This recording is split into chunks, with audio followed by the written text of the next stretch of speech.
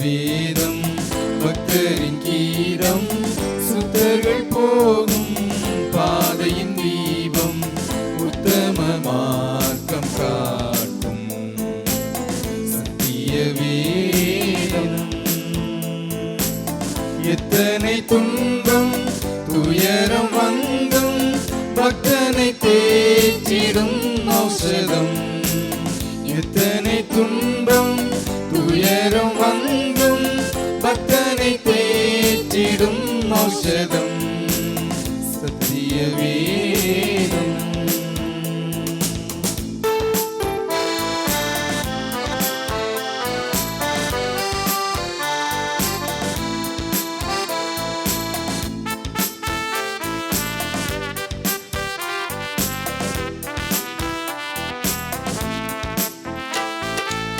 நித்தம் விரும்பும் கர்த்தர் வசனம், சுத்த பசும்பொன் தெளிந்திடும் தே. நித்தம் விரும்பும் கர்த்தர் வசனம், சுத்த பசும்பொன் தெளிந்திடும் தே. இதயம் மகிழும் கண்கள் தெளியும், இருண்ட ஆத்மா உயிரடையும்.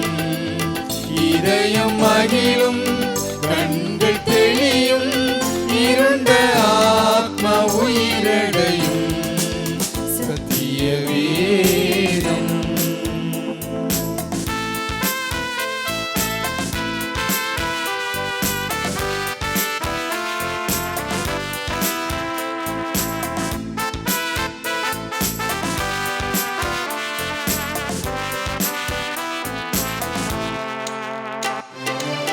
கர்த்தர் வசனம் வல்ல சம்மட்டி, கண்மலையையும் நொறுக்கிடுமே. கர்த்தர் வசனம் வல்ல சம்மட்டி, கண்மலையையும் நொறுக்கிடுமே. இதய நினைவை வகையாய் அறுக்கும், இருபுறமும் கருக்குள்ளதே. இதய நினைவை வகையாய் அறுக்கும், இருபுறமும் கருக்குள்ளதே சத்திய வேதம்.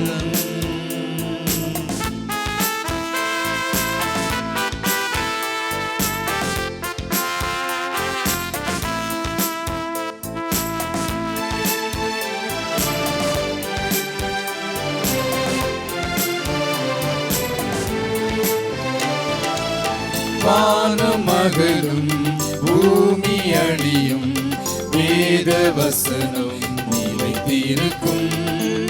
வானம் மகளும் பூமி அழியும், வேத வசனம் நிலைத்திருக்கும். பரமன் வேதம் எனது செல்வம், பரவசம் நிதம் அருளும். பரமன் வேதம் எனது செல்வம், பரவசம் நிதம் அருளும் சத்திய வேதம். பக்தரின் கீதம், சுத்தர்கள் போகும் பாதையின் தீபம், உத்தம மார்க்கம் காட்டும் சத்திய வேதம்.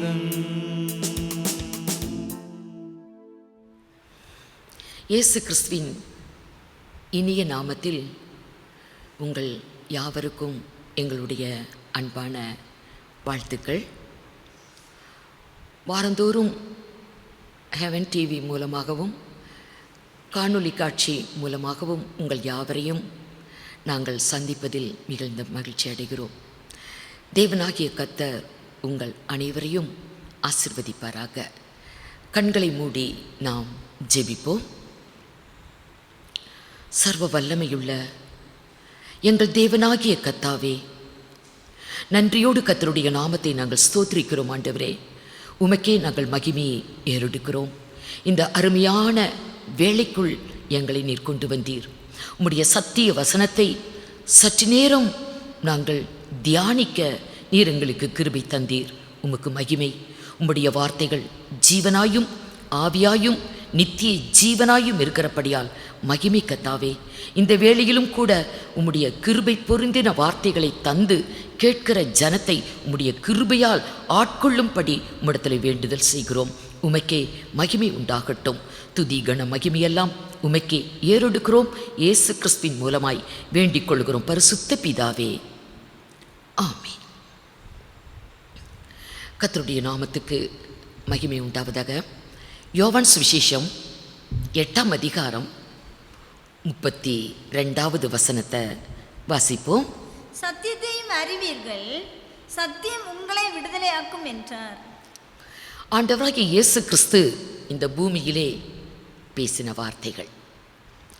சத்தியத்தையும் அறிவீர்கள், சத்தியம் உங்களை விடுதலையாக்கும் என்றார். அவர் பேசின வார்த்தைகள் எல்லாம் சத்தியம்தான். அவர் இந்த பூமியிலே ராஜ்யத்தின் வசனத்தை அவர் பேசினார். பிதா எதையெல்லாம் பேசும்படி அவருக்கு சொன்னாரோ காண்பித்தாரோ, பிதாவிடத்தில் கேட்டது எதுவோ அது அனைத்தும் சத்தியம். ஆண்டவராகிய இயேசு பூமியிலே பேசின வார்த்தைகள் அனைத்துமே சத்தியம்தான்.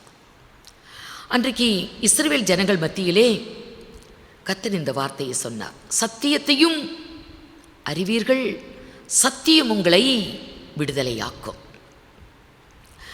அவர் சொன்னார், யோவான் சுவிசேஷம் 17:17 வசனமே சத்தியம். இந்த வேத புத்தகத்தில் இருக்கிற வசனங்கள் எல்லாம் சத்தியம். அதனால தான் சத்திய வேதம் என்று இந்த வேத புத்தகத்துக்கு பெயர் வந்திருக்குது. சத்திய வேதம், சத்திய எழுத்துக்கள், சத்திய வார்த்தைகள், இந்த வசனம் யாவும் சத்தியம். இன்னும் ஆண்டவராக இயேசு சொல்லுவார், நானே வழியும் சத்தியமும் ஜீவனுமாய் இருக்கிறேன். அவரே சத்தியம், அவரே சத்தியம் என்று பார்க்கிறோம். ஆகவே ஆண்டவராகிய இயேசு அவர் சத்தியமானவர், சத்தியப்பரன். அவருடைய வார்த்தைகள் யாவும் சத்தியம். இப்ப சொன்னாரு, சத்தியத்தையும் அறிவீர்கள், சத்தியம் உங்களை விடுதலையாக்கும். அப்ப யூதர்கள் சொன்னாங்க, நாங்கள்லாம் ஆபிரகாமின் பிள்ளைங்க, நாங்கள் யாருக்கும் அடிமை இல்லை, விடுதலை ஆவீர்கள் என்று எங்களுக்கு சொல்லாதீங்க, நாங்கள் அடிமைகள் அல்ல என்று சொன்னாங்க. அதற்கு கர்த்தர் சொல்லுவார், பாவம் செய்கிறவன் எவனும் பாவத்துக்கு அடிமையாயிருக்கிறான் என்று மெய்யாகவே மெய்யாகவே உங்களுக்கு சொல்லுகிறேன் என்று அவங்களுக்கு பதில் சொன்னார். பாவம் செய்கிறவன் எவனும் பாவத்துக்கு அடிமையாயிருக்கிறான். ஆகவே மனிதனுடைய வாழ்வில் விடுதலை பெற வேண்டிய காரியங்கள் நிறைய இருக்குது. பாவ அக்கிரமம், துர்க்குணம், பயங்கர கெட்ட சுபாவம், நோய்கள், பேய்கள், இப்படி நிறையா சொல்லிட்டு போக முடியும். இவை எல்லாவற்றிலும் இருந்து ஒரு மனிதன் தன்னுடைய வாழ்க்கையில் விடுதலை பெற்றாதான் அவன் இந்த பூமிக்குரிய வாழ்விலும் சரி, மேலான மேன்மையான வாழ்வும் சரி, நல்லதாக அவனுக்கு அமையும். ஆகவே ஒரு மனிதன் பாவத்தினின்று, பாவ அக்கிரமத்தினின்று விடுதலை பெற வேண்டும். அதற்கு தான் இயேசு சொன்னார், சத்தியத்தையும் அறிவீர்கள், சத்தியம் உங்களை விடுதலையாக்கும். நம்மை விடுவிக்கிறது சத்தியம். இந்த வேத புத்தகம் சும்மா கையில் வச்சுக்கிறதுக்கு, சும்மா படிக்கிறதுக்கு, அல்லது கிறிஸ்தவங்களுக்கு இது ஒரு அடையாளம் அப்படியெல்லாம் கிடையாது. இந்த வார்த்தைகள் பிரிண்ட் பண்ணின எழுத்தாக இருந்தாலும் உயிருள்ள எழுத்துக்கள், ஜீவ வசனம். இந்த வார்த்தைக்குள்ளே ஜீவனும் ஆவியும் இருக்கிறது. இந்த வார்த்தையை நம்ம காது கொடுத்து கேட்கும் பொழுது, அதை ஏற்றுக்கொள்ளும் பொழுது நம்முடைய வாழ்வில் விடுதலை உண்டாகிறது. ஒரு மனிதன் பாவத்தில் கட்டப்பட்டு இருக்கிறான், அவனை யாராலும் அவிழ்க்க முடியாது, அவனும் அவிழ்த்துக்க முடியாது. பாவத்தால் கட்டப்பட்டு இருக்கிறான். பாவம் என்பது ஒரு கயர் மாதிரி. சாலமோன் ஞானி சொல்லிட்டு போவார் நீதிமொழிகள் 5:22, பாவ கயறுகளால் கட்டப்பட்டு இருக்கிறான். பாவம் என்பது ஒரு கயிறு போல மனிதனை கட்டி வச்சு அவனுக்கு சுதந்திரம் இல்லாமல் அவன் உலகத்தில் அடிமையாய் பாவத்தினால் வரக்கூடிய விளைவுகளை அனுபவித்து சந்தோஷத்தை பார்க்க முடியாமல், சமாதானத்தை பார்க்க முடியாமல் வாழ்கிற எத்தனை மக்களை நம்ம பார்க்கலாம்.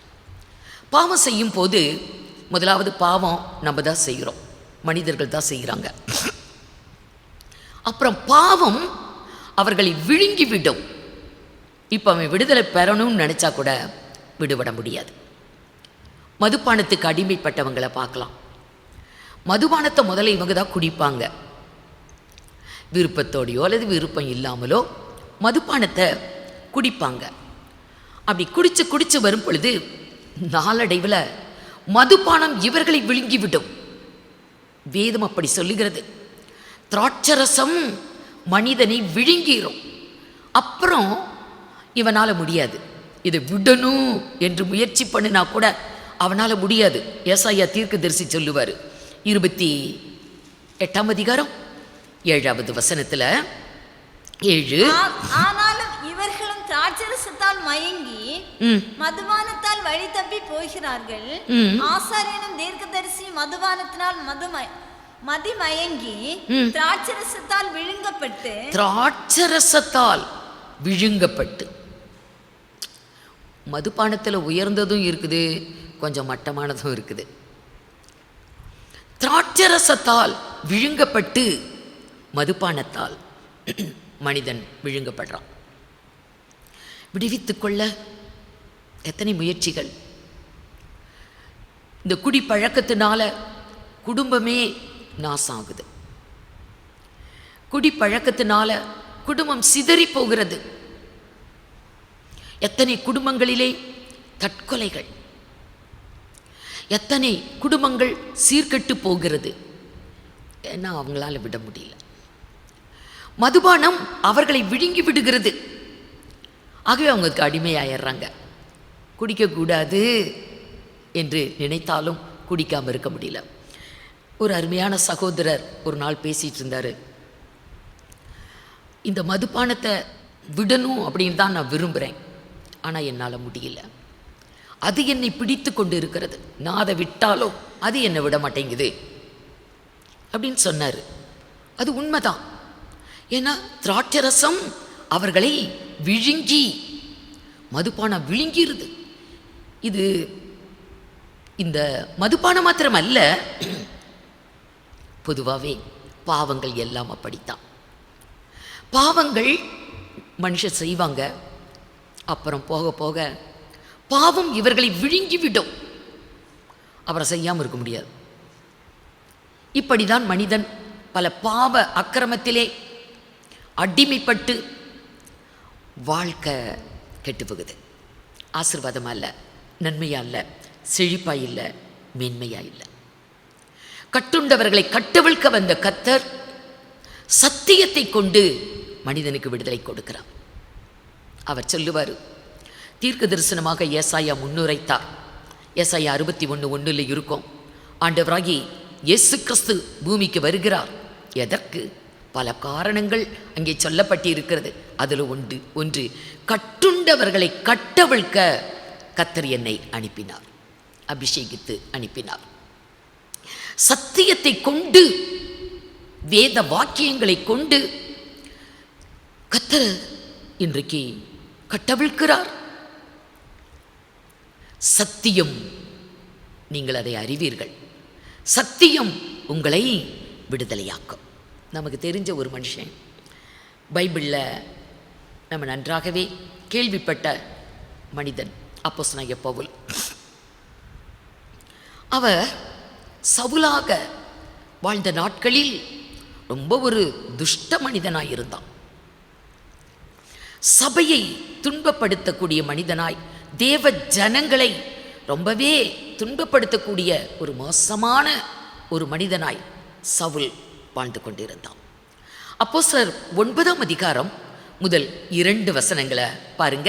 சவுல் என்பவன் இன்னும் கர்த்தருடைய சீஷரை பயமுறுத்தி கொலை செய்யும்படி சீரி பிரதான ஆசாரியரிடத்திற்கு போய், இந்த மார்க்கத்தாராகிய புருஷரை ஆகிலும் ஸ்திரீகளை ஆகிலும் தான் கண்டுபிடித்தால் அவர்களை கட்டி எருசலேமுக்கு கொண்டு வரும்படி தமஸ்குவில் உள்ள ஜெப ஆலயங்களுக்கு நிருபங்களை கேட்டு வாங்கினான். லைசன்ஸ் வாங்கிட்டு வரோம்.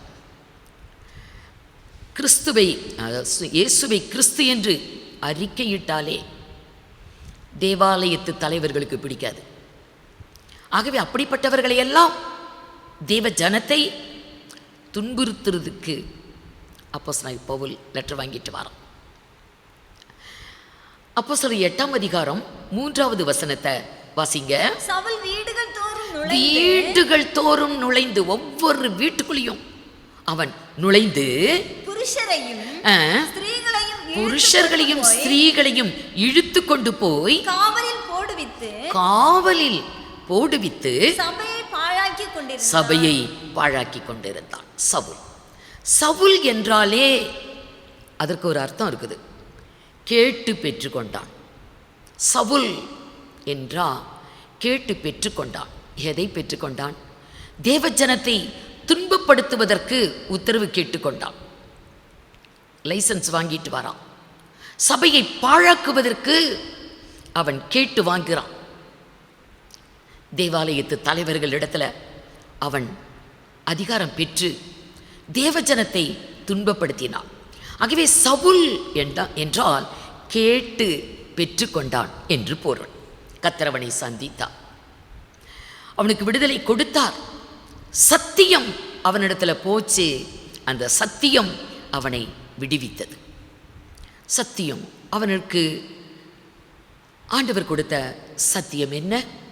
அவனோடு கர்த்தர் பேசின வார்த்தை தான் சத்தியம். அப்போஸ்தலர் 9ஆம் அதிகாரம் 4, 5, 2 வசனங்களை வாசிங்க. அவன் தரையிலே விழுந்தான். அப்பொழுது சவுலே சவுலே சவுலே நீ ஏன் என்னை துன்பப்படுத்துகிறாய் என்று தன்னுடனே சொல்லுகிற ஒரு சத்தத்தை கேட்டான். அதற்கு அவன், ஆண்டவரே நீர் யார் என்றான். அதற்கு கர்த்தர், நீ துன்பப்படுத்துகிற இயேசு நானே, முள்ளில் உதைக்கிறது உனக்கு கடினமாம் என்றார். கர்த்தர் பேசின வார்த்தை இதுதான் அவனுக்கு கிடைத்த சத்தியம். சவுலே சவுலே நீ ஏன் என்னை துன்பப்படுத்துகிறாய் என்று ஆண்டவருடைய சத்தத்தை கேட்டான். அப்ப இவன் கேட்கிறான், ஆண்டவரே நீர் யார்? நீ துன்பப்படுத்துகிற இயேசு நானே, முள்ளில் உதைப்பது உனக்கு கடினமாம். இந்த வார்த்தை சத்தியம் அவனுக்குள்ள போனது. அந்த சத்திய வார்த்தை அவனுடைய வாழ்வை மாற்றியது. அப்படி மாறிட்டான். சுபாவங்கள் மாறினது, தன்மைகள் மாறினது, ஜீவியம் மாறினது, எல்லாம் மாறினது. இப்போ அவன் பவுல். சவுலாய் இருந்தவன் இப்பொழுது சத்தியத்தினாலே பவுலாய் மாறினான். பவுல் என்றால் சிறியவன் என்று அர்த்தம். இப்ப அவன் எல்லாத்திலையும் தன்னை தாழ்த்திட்டான். சவுல் கேட்டு பெற்றுக்கொண்டான். தான் ஒரு பெரியவன் என்று காண்பிக்கிறதுக்கு, அவனுடைய வீரத்தை காண்பிக்கிறதுக்கு ஒவ்வொரு வீடுகளுக்குள்ளும் புகுந்து ஆண்களையும் பெண்களையும் பிடிச்சு இழுத்துக்கிட்டு வந்து அடித்து உதைத்து சிறைப்படுத்தி ஸ்தேவான் கொல்லப்படுவதற்கும் இவனும் உடந்தையாய் இருந்தவன். அப்படி சவுலாய் இருந்தவன் சத்தியம் அவனுக்குள் வந்தது. அவன் பவுலாய் மாறினான். பவுல் என்றால் சிறியவன். இப்போ அவன் தன்னை தாழ்த்துறான்.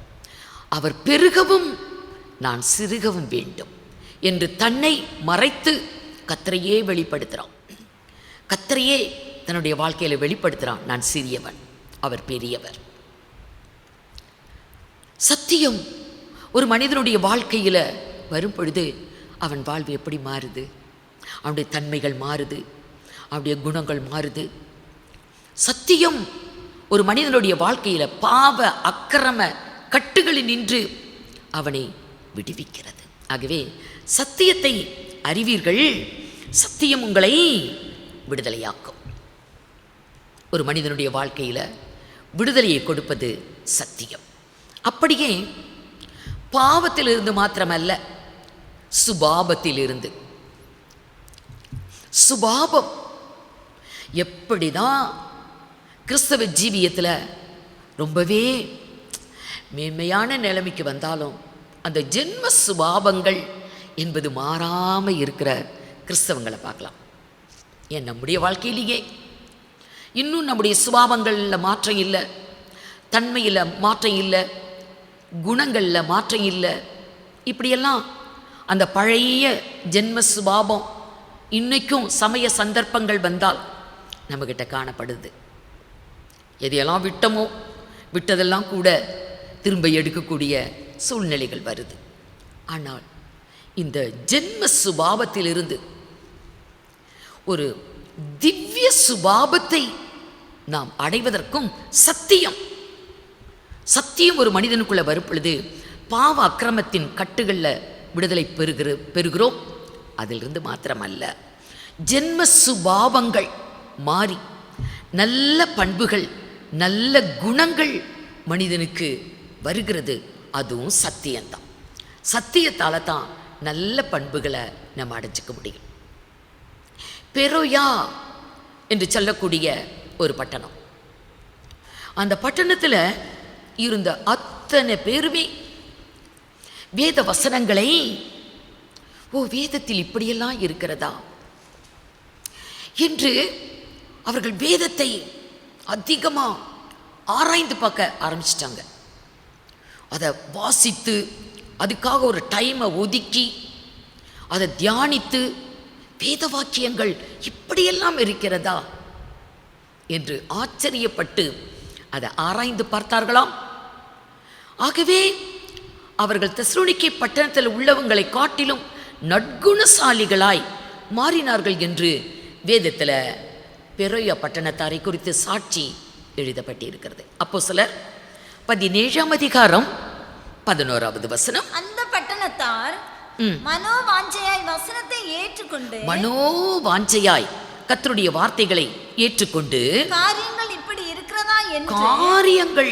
இப்படி இருக்கிறதா என்று தினந்தோறும் வேத வாக்கியங்களை ஆராய்ந்து பார்த்ததினால் உள்ளவர்களை பார்க்கிலும் நற்குணசாலிகளாய் இருந்தார்கள். பாருங்களேன், நற்குணசாலியா மாறிட்டாங்க. முதல்ல அவர்களுடைய குணம் வேற, பண்புகள் வேற, தன்மைகள் வேற. தினந்தோறும் வேத வாக்கியங்களை அவர்கள் ஆராய்ந்து பார்த்ததினால் தெசலோனிக்கே என்று பட்டணத்தில் இருக்கிறவங்கெல்லாம் நல்லவங்க, நற்குணசாலிங்க. அவர்களை காட்டிலும் இந்த பெரோயா பட்டணத்தார் அதை விட நல்லவங்களா மாறினாங்களா. மனிதனுடைய சுபாவங்கள் மாற வேண்டும், பண்புகள், தன்மைகள், குணநலன்கள் மாற வேண்டும். சத்தியத்தால தான் மாறும். இவங்க தினந்தோறும் சத்தியத்தை ஆராய்ந்து பார்க்குறாங்க. வேத வாக்கியங்களை காரியம் இப்படி இருக்கிறதா என்று அவர்கள் வேதத்தை கேள்விப்பட்ட போது, சத்தியத்தை அவர்கள் கேள்விப்பட்ட போது அதை இன்னும் தினந்தோறும் ஆராய்ச்சி பண்ணினாங்களாம். ஆம் அருமையானவர்களே, நம்முடைய சுபாவங்களை நினச்சி பாருங்க. அந்த பழைய ஜென்ம சுபாவம் இப்பயும் இருக்குது. சந்தர்ப்பங்கள், சமயங்கள் வந்தால் அது தலை தூக்குது. அந்த பழைய சுபாவங்கள் இன்னும் நம்மை விட்டு போகலை. ஏன்னா வேத வசனங்களை நம்ம சும்மா வாசிக்கிறோம், நம்ம காது கொடுத்து அப்படி கேட்குறோம், அதோட போயிடுறோம். அப்படி அல்ல. இதை நம்ம அந்நிய காரியமாக நினச்சிக்கிறோம். மகத்துவத்தை அவர்களுக்கு எழுதி கொடுத்தேன், அவர்கள் அதை அந்நிய காரியமாய் எண்ணினார்கள் என்ற மாதிரி அல்ல.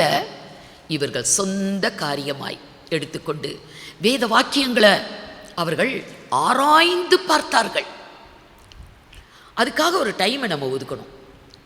தினத்தோறும் சாப்பிட்றதுக்கு ஒரு டைம் வச்சுருக்கிறோம், குளிக்கிறதுக்கு ஒரு டைம், ட்ரெஸ் பண்ண கண்ணாடி முன்னால் எவ்வளோ டைமை ஸ்பெண்ட் பண்ணுறோம், தூங்குறதுக்கு எதுக்கோ நம்ம டைமெல்லாம் அதிகமாக செலவு. ஆனால் பைபிள் படிக்க, வெளியே போகிறதுக்கு முன்னாடி அவசரமாக ஒரு சாப்டர் படிப்போம்.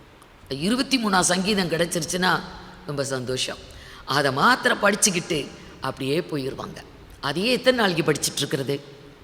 அநேகர் சங்கீதத்தை தாண்டி பின்னுக்கும் போக மாட்டாங்க, முன்னுக்கும் போக மாட்டாங்க. சங்கீதமே சங்கீதம். பைபிளை எடுத்தோன்னே ரெண்டாக பிரித்தா சங்கீதம் தான் வரும். ஆகவே சங்கீதத்தை படித்து சங்கீதமே கட்டு விட்டுருச்சு. அநேக பைபிள் பாட்டாக கலண்டுருச்சு. புதிய ஏற்பாட்டில் ஒன்றும் தெரியாது, பழைய ஏற்பாட்டில் ஒன்றும் தெரியாது. வேத வாக்கியங்களை ஆராய்ந்து பார்த்தார்கள்.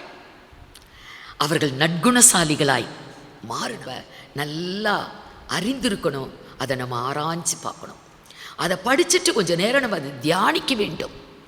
வேத வாக்கியம் இப்படி எழுதப்பட்டு இருக்கிறதே, என்னோட வாழ்க்கையில் இந்த வேத வாக்கியம் நிறைவேறி இருக்கிறதா, நான் இப்படித்தான் இருக்கிறேனா என்று நம்ம கொஞ்சம் ஆராய்ந்து பார்க்கணும். அப்போ தான் நம்முடைய ஜென்ம சுபாவங்கள் நம்மை விட்டு போகும். நான் ஒரு முறை பஸ்ஸில் போயிட்டுருக்கிறேன். அப்போ நான் போயிட்டு திரும்ப நான் வரும்போது ஒரு பஸ்ஸில் ஏறினேன். அது நிறைய பெண்கள் ஏறினாங்க. எல்லாமே மார்க்கெட் போய் ஜாமான் வாங்கிட்டு வந்து எல்லாம் ஏறுறாங்க. கண்டக்டர் முன்னுக்கு வந்து டிக்கெட் யாரெல்லாம் டிக்கெட் எடுக்கல எடுங்க டிக்கெட்னாரு. இவங்க டிக்கெட்டே வாங்கலை. ஒரு 7-8 பெண்கள் அவங்க பாட்டுக்களை கதை மும்முரமாக கதை பேசிகிட்டு இருக்காங்க. நான் சீட்டில் உட்காந்து பார்த்துட்ருக்கிறேன். ஐயோ, அந்த ஆள் டிக்கெட்னு கேட்குறாரு. டிக்கெட் வாங்காமல் இருந்தால் ஒரு வேளை செக்கிங் அதிகாரிகள் வந்து செக் பண்ணுனா கண்டக்டர் மாட்டுவாரே. ஆனால் இவங்க டிக்கெட் வாங்கிட்டு கதை பேசலாமே அப்படின்னு எனக்கு அப்படியே உள்ளத்தில் பொங்குது.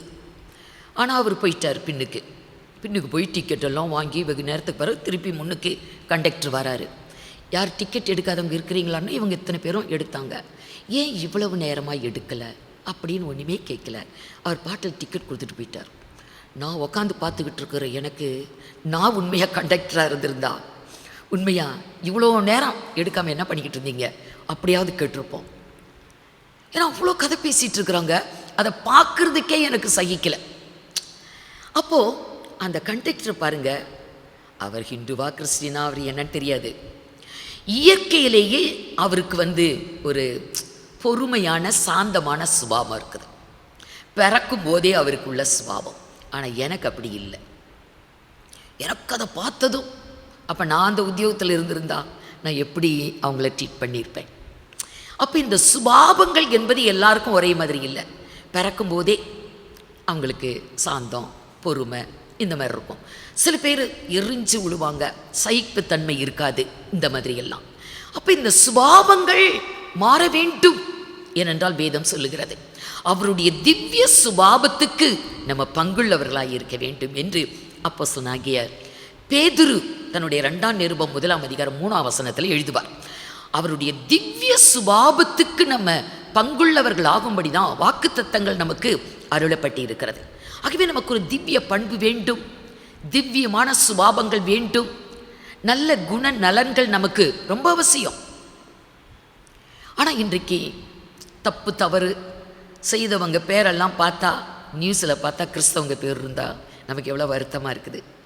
ஏன்னா ஜென்ம சுபாவத்திலே விடுதலை இல்லை.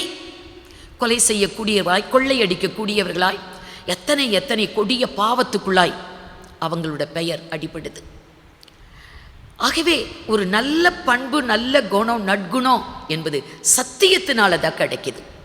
பெரோயா பட்டணத்தார் சத்தியத்தை ஆராய்ந்தார்கள், சத்திய வசனத்தை ஆராய்ந்தார்கள். ஆகவே அவர்கள் நற்குணசாலிகளாய் மாறினார்கள். அதனால தான் தாவீது வேத வசனங்களை அவன் ஆராய்ந்து படிப்பான்.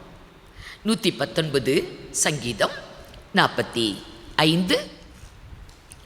119 45 நான் உம்முடைய கட்டளைகளை ஆராய்கிறபடியால், உம்முடைய கட்டளைகள் அது சத்தியம். கர்த்தருடைய கட்டளை, கற்பனை, நியமனம், உடன்படிக்கை எல்லாமே தேவனோட வார்த்தை தான்.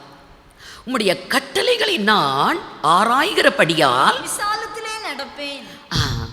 கர்த்தருடைய வார்த்தைகளை நம்ம கொஞ்சம் தியானித்து படித்தாலே நம்முடைய வாழ்க்கையில் இருக்கிற நெருக்கங்கள் போயிடும், ஒரு விசாலம் கிடைக்கும். இவன் நம்ம வாழ்க்கையில் எத்தனை நெருக்கங்கள், எத்தனை ஒடுக்கங்கள், எத்தனை கஷ்டங்கள், கடனுக்குள்ள, கஷ்டத்துக்குள்ள, மனவேதனைக்குள்ள, மனபாரத்தில், வியாதியில், பலவீனத்தில், மற்றரால் நெருக்கப்பட்டு, சாத்தானால் நெருக்கப்பட்டு, உலகத்தால் நெருக்கப்பட்டு எத்தனை பாடுகளுக்குள்ள வாழ்ந்து கொண்டிருக்கிறோம். கர்த்தருடைய வார்த்தைகளை நம்ம கொஞ்சம் ஆராய்ந்து பார்த்தால் விசாலத்தில் நடக்கலாம். இந்த நெருக்கங்கள், ஒடுக்கங்கள் இவைகளெல்லாம் நம்முடைய வாழ்க்கையில் அகலும்.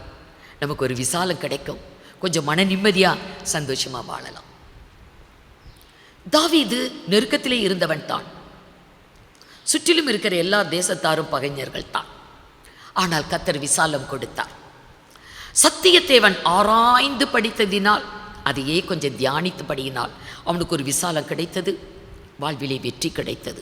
அவனுக்கு தோல்வி இல்லை. அவன் ருசித்து தேவனுடைய சத்திய வசனங்களை, வேதத்தை பார்க்கும் பொழுது, படிக்கும் பொழுது அவன் அதை ருசித்து அதை அவன் புசிக்கிறான். அதனால தான் அவன் எழுதினான், இந்த வேத வாக்கியம் பொன்னிலும் பசும் பொன்னிலும் தேனிலும் தேன் கூட்டிலிருந்து ஒழுகும் தெளித்தேனிலும் மதுரமாயிருக்கிறது என்று அவன் சொல்லுகிறான். இன்னும் 119 சங்கீதம் 72 அநேகமாயிரம் பொன் வெள்ளியை பார்க்கிலும் நீர் விளம்பின வேதமே எனக்கு நலம். அதை வாசிங்க. நலமான அநேகமாயிரம் பொன் வெள்ளியை பார்க்கிலும் நீர் விளம்பின வேதமே எனக்கு நலம். அதுதான் எனக்கு நல்லது. இன்னைக்கு நம்ம வீட்டில் பணம் இருக்குது, தங்கத்தாலான நகைகள் இருக்குது, சரீரத்தில் போட்டிருக்கிறோம், இன்னும் பீரோவில் இருக்குது. ஆனால் இதுக்கு முன்னாடி பைபிள் இருக்குது. வேதம் தான் எனக்கு முக்கியம், இந்த பொண்ணோ பணமோ அல்ல அப்படின்னு நம்மள எத்தனை பேர்? தாவீது அவன் ஒரு ராஜா.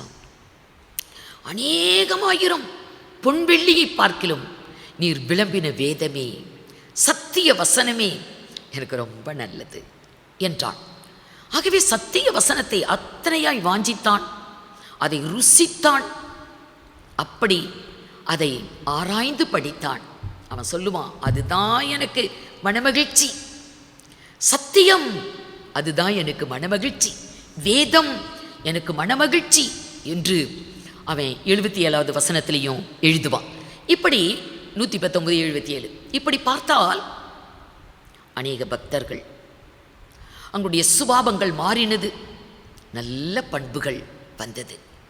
அருமையானவர்களே, நம்ம திவ்ய சுபாவத்தில், ஆண்டவராகிய இயேசு கிறிஸ்துவின் திவ்ய சுபாவத்தில் நம்ம பங்குள்ளவர்களாக வேண்டுமென்றால் சத்திய வசனத்தை நாம் கொஞ்சம் டைம் எடுத்து அதை கொஞ்சம் படிக்கணும், அதை கொஞ்சம் தியானிக்கணும். பெரோயா பட்டணத்தாரை போல நம்முடைய வாழ்க்கையிலும் கூட ஒரு நற்குணசாலிகளாய் நம்ம மாற முடியும். ஆகவே சத்தியம், இந்த சத்திய வேதம் ஒரு மனிதனை பாவ அக்கிரமத்தில் இருந்து மாத்திரமல்ல, ஜென்ம சுபாவத்தில் இருந்து விடுவிக்கிறது. பாவத்தினின்றும் சுபாவத்தினின்றும் விடுதலை கொடுப்பது சத்திய வேதம். அது மாத்திரமல்ல, நோயிலிருந்தும் பேயிலிருந்தும் கூட மனிதனை விடுவிக்கிறது. ஆம், சத்தியம் அத்தனை வல்லமையானது. சத்தியம் மனிதனுக்கு எல்லா விதத்திலையும் எல்லாவற்றிலும் விடுதலை கொடுக்கக்கூடியது. சங்கீதம் 107 20வது வசனத்துல அவர் தமது வசனத்தை அனுப்பி அவர்களை குணமாக்குகிறார், அவர்களை அழிவுக்கு தப்புவிக்கிறார். வசனத்தை அனுப்பி, வசனம் சத்தியம், சத்தியத்தை கொடுத்து அவர்களை குணமாக்கி அழிவுக்கு தப்புவிக்கிறார். சத்தியம் விடுதலையாக்கும். இன்றைக்கு உலகத்தில் எவ்வளோ மக்கள் மாண்டு போயிட்டாங்க. 2019, 2020, 2021 எத்தனை நாடுகளிலே இந்த கொள்ளை நோயினால் எவ்வளோ மக்கள் போயிட்டாங்க. கர்த்தர் நோயிலிருந்து விடுதலை கொடுக்கிறார். சத்தியம் நோயை குணமாக்கும். இந்த இடத்துல பார்த்தா, யாருக்கு சத்தியத்தை கொடுத்து யாரை அவர் குணமாக்கி யாரை அழிவிலிருந்து காத்தார்? தேவனோட பிள்ளைகளையா? இல்லை. நம்ம அதை வாஸ்து பார்த்தா 17ஆம் வசனத்திலிருந்து பார்க்கும்போது, நிர்மூடர் அவங்களை கர்த்தர் குணப்படுத்துகிறார், நிர்மூடரை குணப்படுத்துகிறார். தேவ ஜனத்தை கைவிட்டுருவாரா? நிர்மூடர் தங்கள் பாதக மார்க்கத்தால் தங்கள் அக்கிரமங்களாலும் நோய் கொண்டு ஒடுங்கி போகிறார்கள். நிர்மூடர், அவங்களுக்கு வேத அறிவு இல்லை, சத்தியம் அந்த அறிவே இல்லை, மெய்தேவன் யாரென்றே தெரியாது. அவர்கள் மூடர்கள். உலகத்தில் ஞானிகளாக இருக்கலாம், கல்விமான்களாக இருக்கலாம். தேவனுடைய பார்வையிலே அவங்க ஒன்றும் இல்லை, நிர்மூடர். தங்கள் பாதக மார்க்கத்தாலும், அடுத்து என்ன, தங்கள் அக்கிரமங்களாலும் நோய் கொண்டு ஒடுங்கி போகிறார்கள். அநேக நோய்கள் அப்படிதான், எல்லாம் என்றல்ல, அநேக நோய்கள். நோய் கொண்டு ஒடுங்கி போகிறார்கள். எல்லா சாப்பாட்டையும் அவங்க ருசிக்கிறாங்க. ஒரு ஆகாரமும் புசிக்க முடியல. ஆகாரமே புசிக்க முடியாமல் அவங்க நோயினால் பாதிக்கப்படுறாங்க. ஆனால் கர்த்தர், அவங்க கர்த்தரை நோக்கி கூப்பிடுறாங்க. கர்த்தர் அவர்களுக்கும் நிர்மூடர் என்று கூட பாராமல், பாதக மார்க்கத்தார், அவர்கள் அக்கிரமக்காரர் ஆகிலும் கூட கர்த்தர் அவர்களுக்கு சத்தியத்தை அனுப்புகிறார்.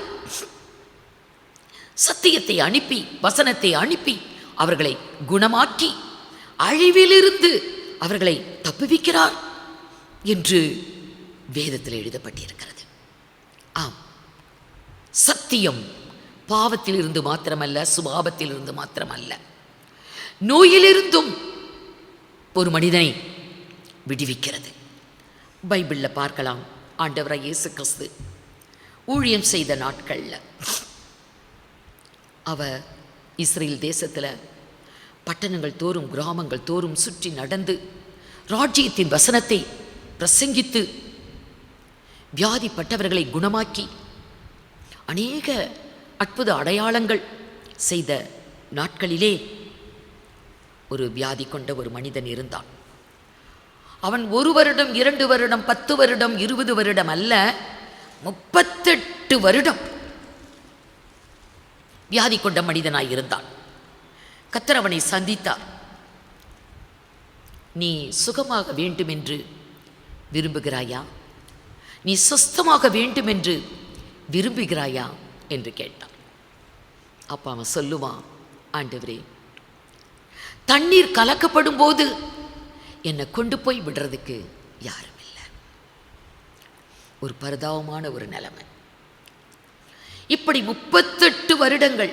5 வாசிங்க, யோவான் 5ஆம் அதிகாரம் 5 38 வருஷம் வியாதி கொண்டிருந்த ஒரு மனுஷன் அங்கே இருந்தான். படுத்திருந்த அவனை இயேசு கண்டு அவன் வெகு காலமாய் வியாதிஸ்தன் என்று அறிந்து அவனை நோக்கி, சொஸ்தமாக வேண்டும் என்று விரும்புகிறாயா என்று கேட்டார். அதற்கு வியாதிஸ்தன், போதும், இது ஒரு கேள்வியா? ஹாஸ்பிட்டலில் அட்மிட்டாக இருக்கிறவங்க பேஷண்ட்டுக்கிட்ட உங்களுக்கு சுகம் கிடைக்கணும்னு விரும்புகிறீங்களான்னு கேட்டால் அவங்களுக்கு எப்படி இருக்கும்? கட்டாயம் கோபம் வரும். ஏன்னா சுகமாகிறதுக்கு தான் வந்து ட்ரீட்மெண்ட் எடுத்துகிட்டு இருக்கிறாங்க.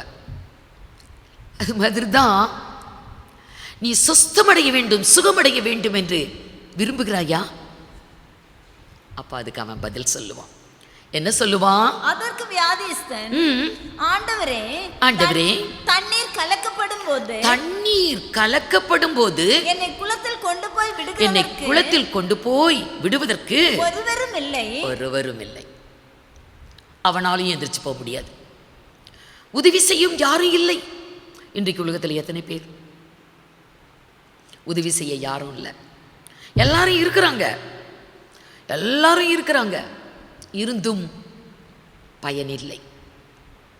ஆனால் இப்போ வந்திருக்கிற வாதிக்கு யாராலும் உதவியும் செய்ய முடியாது. கொரோனா வந்தால் யாரும் கிட்ட போக முடியாது, உதவி செய்ய முடியாது. எவ்வளோ ஒரு பயங்கரமான ஒரு கொள்ளை நோய். யாரும் எனக்கு உதவி செய்ய யாரும் இல்லை. எப்பமாகிலும் ஒருக்கா தெய்வதூதன் வந்து தண்ணீரை கலக்குவான். தண்ணீர் கலக்கப்படும் போது முதலாவது தண்ணிக்குள்ளே இறங்கக்கூடிய வியாதியஸ்தன், எப்பேற்பட்ட வியாதியஸ்தனாக இருந்தாலும் அவன் சுஸ்தமடைவான், சுகம் பெறுவான். ஆனால் இவன் எழுந்து போகிறதுக்குள்ள இன்னொருத்தவன் முந்தி போயிடுவான், அவங்க சுகமாகி போயிடுவாங்க. இப்படியே 38 வருடம் முயற்சி செய்து கொண்டே இருக்கிறான். உதவி செய்ய யாரும் இல்லை, தன்னாலும் இயலவில்லை. கர்த்தர் அவனோடு பேசுவார். சத்தியத்தை கொண்டு 38 வருடம் வியாதி கொண்டிருந்த மனிதனை ஆண்டவர் சுகப்படுத்தினார். அவனுக்கு அனுப்பின சத்தியம் என்ன? 8வது வசனம். இயேசு அவனை நோக்கி எழுந்திரு, படுக்கை எடுத்துக்கொண்டு எடுத்துக்கொண்டு உன் நட படுக்கை என்றார். எடுத்துக்கொண்டு நட. அதான் சத்தியம். அவனிடத்துல பேசின வார்த்தை, எழுந்திரு, உன் படுக்கையை எடுத்துக்கொண்டு நட. இந்த சத்தியம் அவனுக்குள்ள போச்சு. அவன் எழுந்து நடந்தான். உயிரற்ற ஒரு சரீரத்துக்குள்ள கூட சத்தியம் பிரவேசிக்குது. லாசுருவே வெளியே வா. உயிரற்ற உடல் சத்தியம் உள்ளே பிரவேசித்தது. உயிர் பெற்று லாசுரு எழுந்து வந்தான். சத்தியம் ஒரு மனிதனை விடுதலையாக்குறது. சத்தியத்தையும் அறிவீர்கள், சத்தியம் உங்களை விடுதலையாக்கும் என்று சொன்னார். 38 வருடமாய் வியாதியிலே இருந்த மனிதன், படுத்த படுக்கையாய் இருந்த மனிதன் இப்பொழுது படுக்கையை எடுத்துக்கொண்டு அவன் நடந்து போகிறான். அவனை கர்த்தர் அதுக்கு பிறகு தேவாலயத்தில் வச்சு பார்க்குறார். பார்க்கும்போது கர்த்தர் சொல்லுவார், இனி நீ பாவம் செய்யாத, இன்னும் உனக்கு அதிக கேடாயிரும், அதிக கேடு வராதபடி இனி நீ பாவம் செய்யாத. அப்படியானால் 38 வருடம் இவன் வியாதியில் இருந்தது அவனுடைய பாவத்தினால. ஆகவே தான் வான் பண்றார்.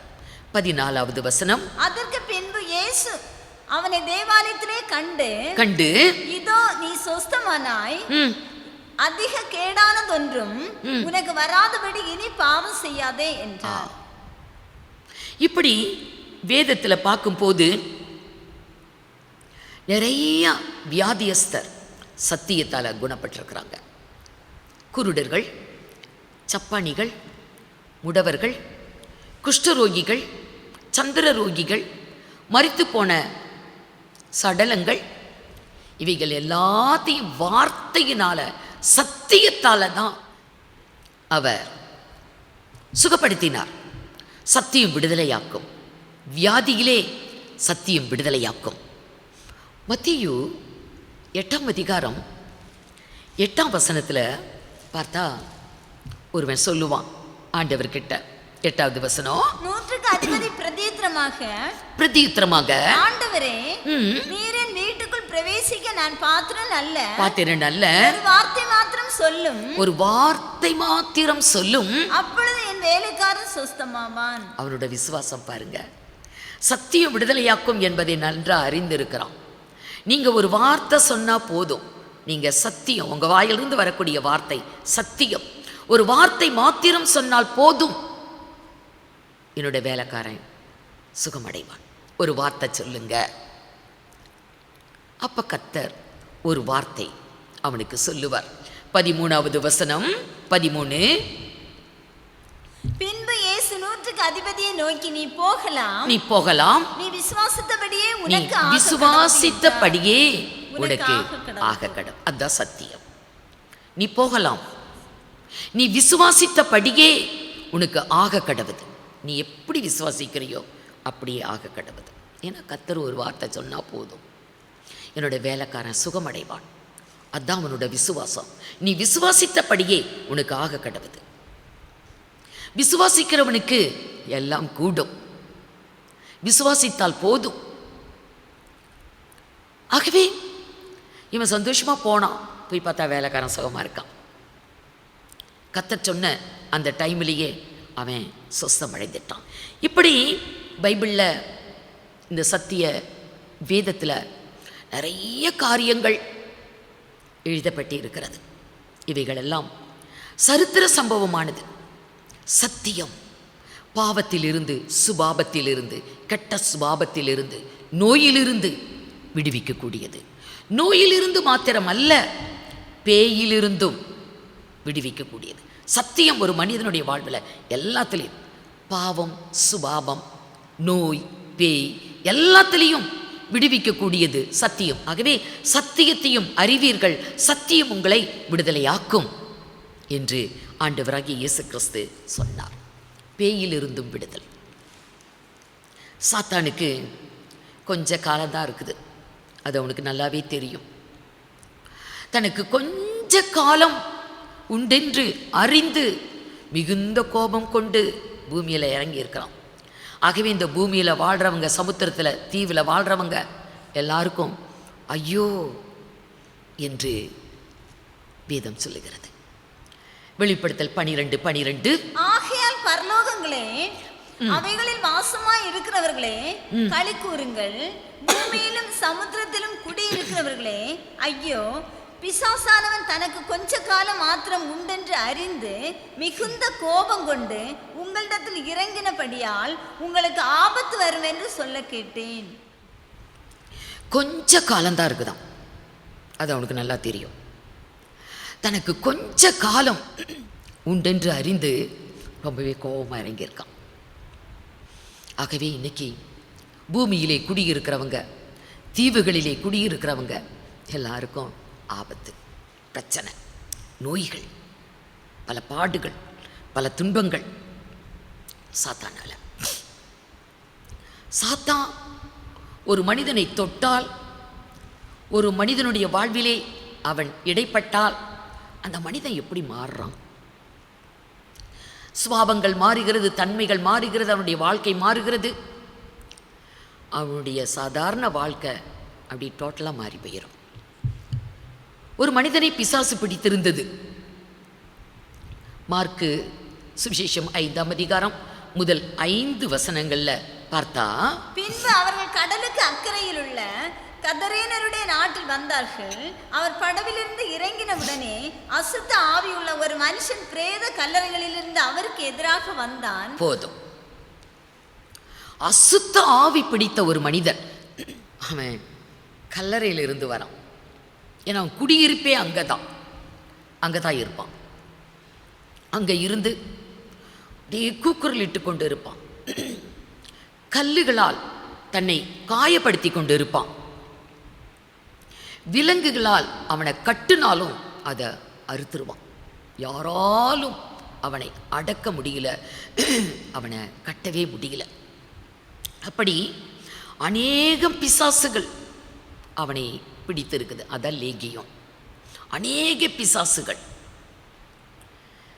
இவனை பார்த்தபோது ஆண்டவர் அந்த மனிதனை பார்த்து, அந்த பிசாசு பிடித்த மனிதனை பார்த்து பேசுவார். அதான் சத்தியம். 8வது வசனம், ஏனெனில் அவர் அவனை நோக்கி அசுத்த ஆவியே இந்த மனுஷனை விட்டு புறப்பட்டு போ. கர்த்தருடைய கட்டளை, அது சத்தியம். அசுத்த ஆவியே இந்த மனுஷனை விட்டு புறப்பட்டு போ. அது அப்படியே புறப்பட்டு போகுது. ஆனாலும் அதுங்க கேட்குதுங்க, இந்த பன்றி கூட்டத்தில் எங்களை அனுப்பிடுங்க. சரி போ. பன்றி கூட்டத்துக்குள்ள சாத்தான் புகுந்ததும் பன்றிகளெல்லாம் மேட்டிலிருந்து கடலுக்குள்ள குதிச்சு தற்கொலை பண்ணிக்குது. அப்ப தற்கொலை சாத்தானால. பன்றி தற்கொலை பண்ணுது. நல்லா அங்க மேய்ச்சிக்கிட்டு இருந்த பன்றி சாத்தான் புகுந்ததும் அது மேட்டிலிருந்து கடலுக்குள்ள குதிக்குது. எல்லாம் ஆண்டு போச்சு. தற்கொலை என்பது பிசாசுனால வரக்கூடியது. அசுத்தாவியே இவனை விட்டு புறப்பட்டு போ அப்படின்னு ஒன்று அவன் விடுதலை பெறான். இப்போ அவன் நல்லா ட்ரெஸ் எல்லாம் போட்டு நல்ல ஒரு சுவாபத்தோடு ஒரு நல்ல மனிதனாக அவன் உட்கார்ந்துருக்கிறான். ஜனங்கள்லாம் பார்த்து பயந்தார்கள் என்று சொல்லப்பட்டு இருக்கும். ஆகவே புத்தி தெளிந்து அவன் இப்போ உட்கார்ந்துருக்கிறான். ஒரு மனிதனை சாத்தான் பற்றி கொள்ளும் போது அவன் எப்படிப்பட்ட மனிதனாய் மாறுகிறான்? இன்றைக்கு உலகத்தில் எவ்வளோ மோசமான குணம் படைத்தவர்கள், மோசமான காரியங்களை செய்யக்கூடிய எவ்வளோ மனிதர்கள் இருக்கிறாங்க. பிறருக்கு துன்பத்தை உண்டாக்கக்கூடியவர்கள். அந்த வழியில் ஒருத்தரும் நடக்க மாட்டாங்களாம். அவனுடைய கூக்குரல், அவனுடைய அட்டகாசம். இப்படி பிசாசுனால பாதிக்கப்பட்ட மக்கள் எத்தனை. பிசாசின் கட்டிலிருந்து சத்தியம் ஒரு மனிதனை விடுதலையாக்குறது. அப்படியே ஒரு பெண் இருந்தால், தேவாலயத்தில் வந்திருந்தா. ஆண்டவராக இயேசு கிறிஸ்துவும் தேவாலயத்துக்கு போனார். ஆனால் அந்த பெண்ணை பார்த்து, அவள் ஒரு பலவீனமான பெண்ணாக இருந்த போதிலும் கூட ஆலயத்துக்கு போயிருக்கிறா, ஆராதனைக்கு. ஆகவே தான் அவளுடைய வாழ்க்கையில் ஒரு விடுதலை கிடைச்சது. லூக்கா சுவிசேஷம் 13ஆம் அதிகாரம் 11வது வசனம் 11லிருந்து.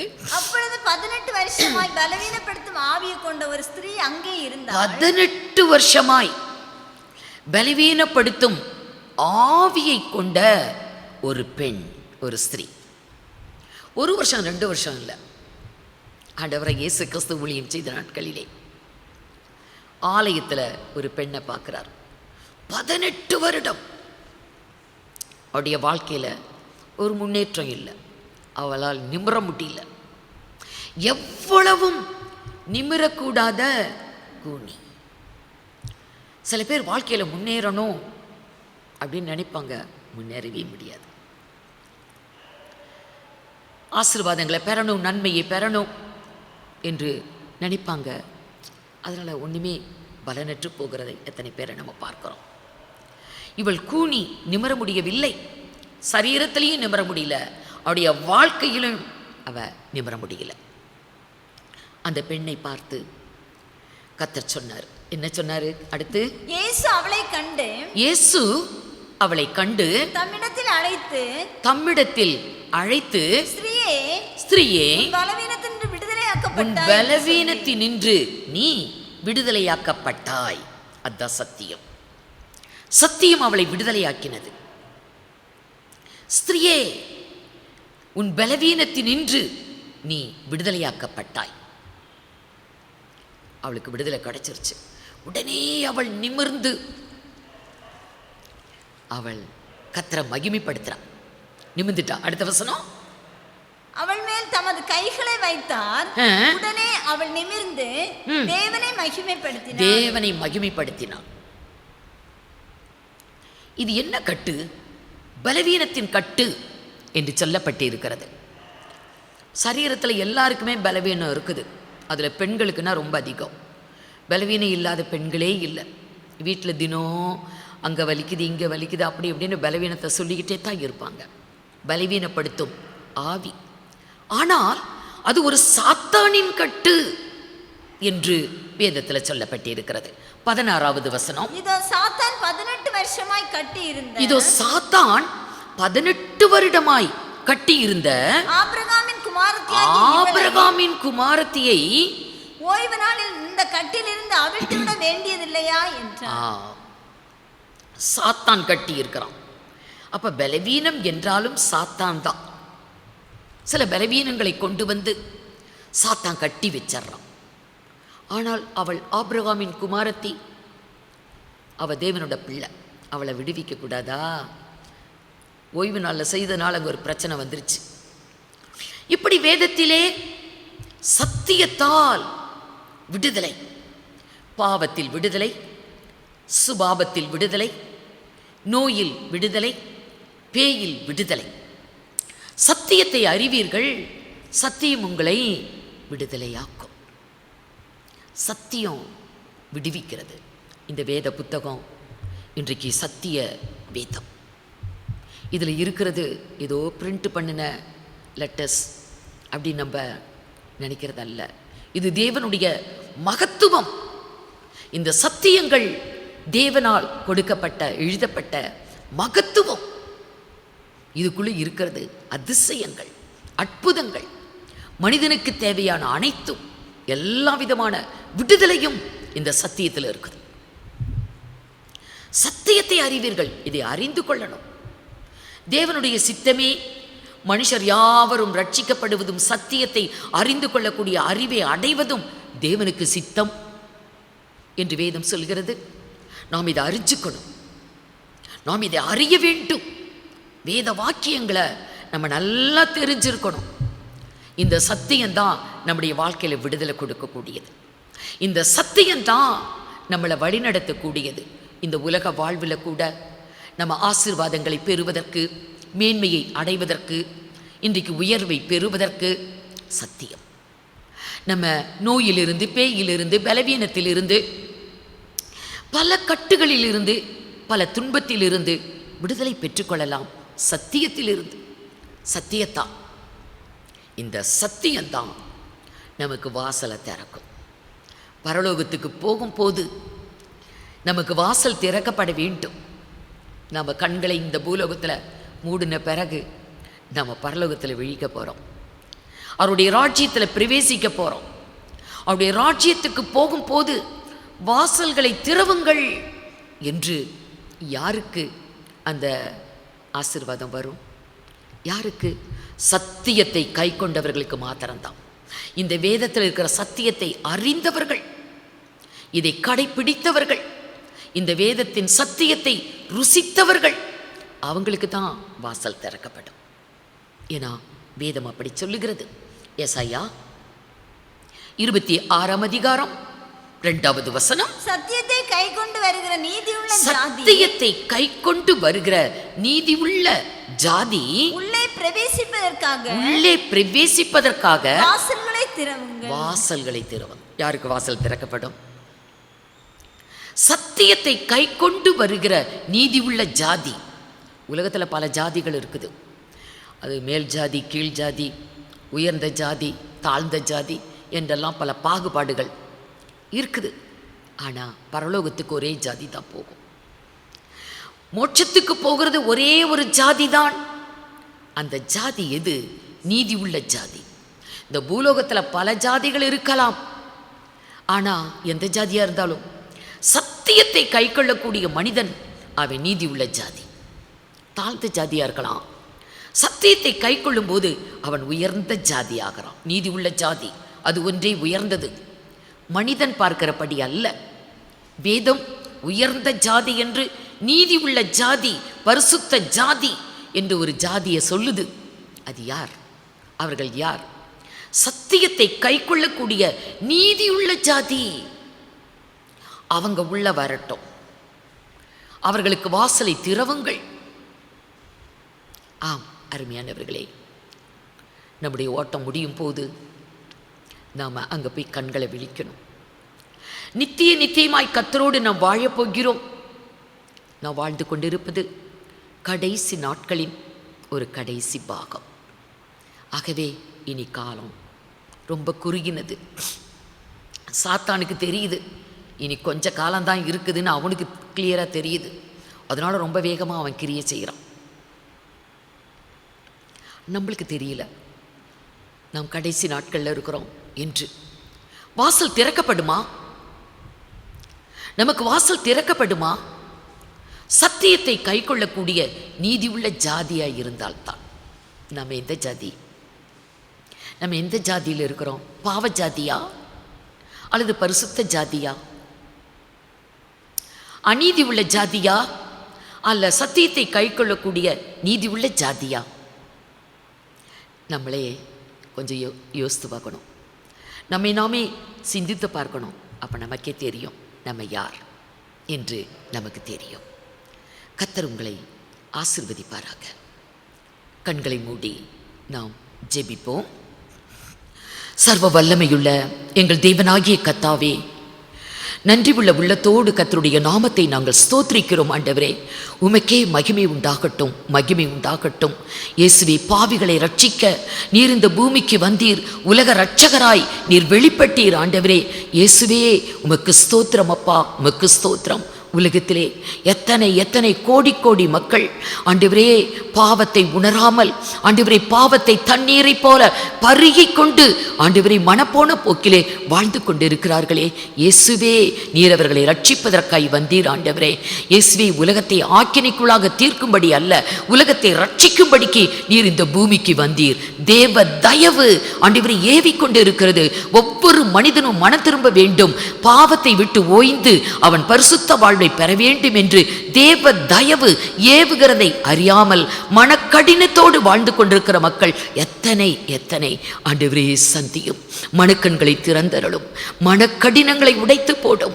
பெருங்கொட்ட ஜனம் பரலோகத்தை சுதந்திரிக்க கிருபை அருளும். ஆண்டவரே, எண்ணிக்கைக்கு அடங்காத திரள் கூட்ட ஜனம் பரலோகத்திலே ஆண்டவரே வெள்ளை அங்கி தரித்து குருத்தோலை பிடித்து சிங்காசனத்துக்கு முன்பாக நிற்க கண்டேன் என்று யோவான் எழுதுகிறாரே. ஆண்டவரே உமக்கு ஸ்தோத்திரம். ஸ்தோத்திரம் கர்த்தாவே. ஒவ்வொரு தேசத்திலும் உம்முடைய ரட்சிப்பு நிறைவேறட்டும். ஆம் கர்த்தாவே, உமக்கே கோடா கோடி ஸ்தோத்திரம். ஸ்தோத்திரம். இலவசமான இந்த ரட்சிப்பை அனைவரும் பெற்றுக்கொள்ள கிருபை செய்யும். மனுஷர் யாவரும் ரட்சிக்கப்படுவதும் சத்தியத்தை அறியக்கூடிய அறிவை அடைவதும் உமக்கு சித்தமென்று வேதத்தில் எழுதப்பட்டிருக்கிறதே. ஆம் கர்த்தாவே, ஆசிர்வதிங்க. உமக்கே ஸ்தோத்திரம். ஒருவரும் கெட்டு போவது உமக்கு சித்தம் அல்ல. அனைவரையும் ரட்சியும். உமக்கே மகிமை உண்டாவதாக. கோடா கோடி ஸ்தோத்திரம். ஒவ்வொரு மனிதனுடைய வாழ்விலும் ஏதும் என் கொல்லப்பட வேண்டும். ஆம், ஸ்தோத்திரம் ஆண்டவரே, உமக்கே ஸ்தோத்திரம். துதி கணம் மகிமையெல்லாம் எடுக்கிறோம். இயேசு கிறிஸ்துவின் மூலமாய் வேண்டிக் கொள்கிறோம் பரிசுத்த பிதாவே, ஆமீன். என் ஆத்மாவே கர்த்தரை ஸ்தோத்ரி, என் முழு உள்ளமேருடைய பரிசுத்த நாமத்தை ஸ்தோத்ரி. என் ஆத்மாவே கர்த்தரை ஸ்தோத்ரி, அவர் செய்த சகல உபகாரங்களையும் மறவாதே. ஆமீன்.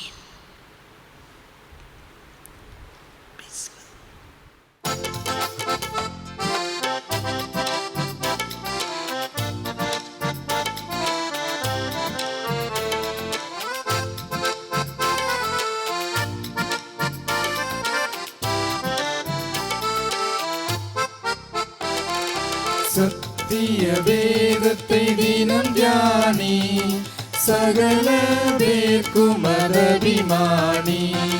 சத்திய வேதத்தை தினம் தியானி, சகல பேர்க்கும் அபிமானி.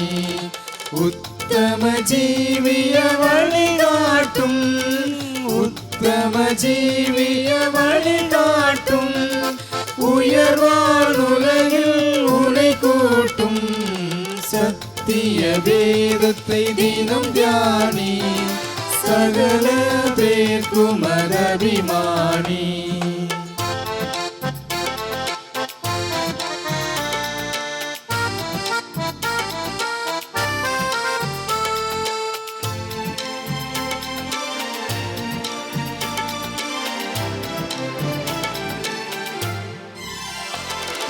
வாலிபர் தமக்கு உணவாகும், வயோதிபர்க்கு உணவாகும். வாலிபர் தமக்கு உணவாகும், வயோதிபர்க்கு உணவாகும். பாலகக்கினிய பாலுமகா, பாலகக்கினிய பாலுமகா. படினி ஆத்ம பசிதனிக்கும். சத்திய வேதத்தை தினம் தியானி, சகல பேர்க்கும் அபிமானி.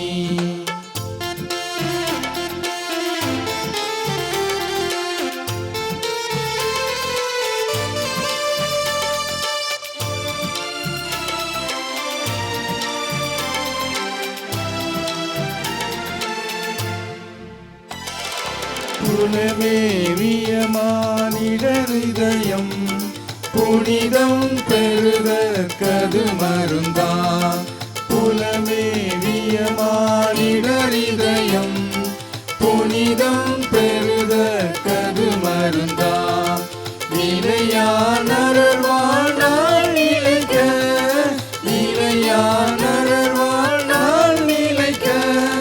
நேய காய கற்பமதா. சத்திய வேதத்தை தினம் தியானி, சகல பேர்க்கும் அபிமானி.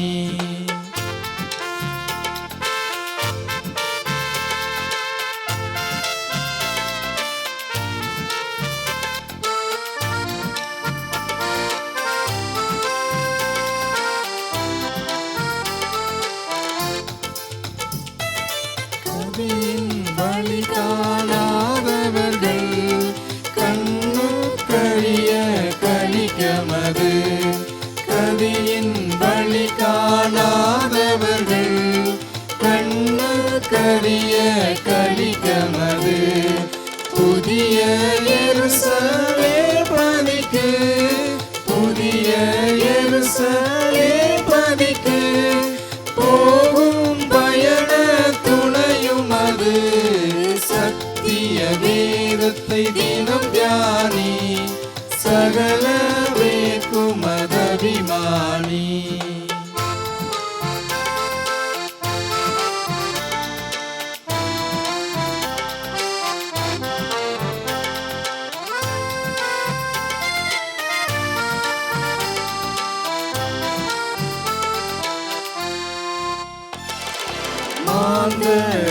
படையும் வழி வழுத்தும் தேவ வார்த்தையது மாந்தரட்சி படையும் வழி வழுத்தும் தேவ வார்த்தையது வேந்தர் அமைச்சர் முதலவர்க்கும் வேந்தர் அமைச்சர் முதலவர்க்கும் விதித்த பிரமாணமும் அதுவே சத்திய வேதத்தை தினம் தியானி சகல பேர்க்கும் மதவிமானி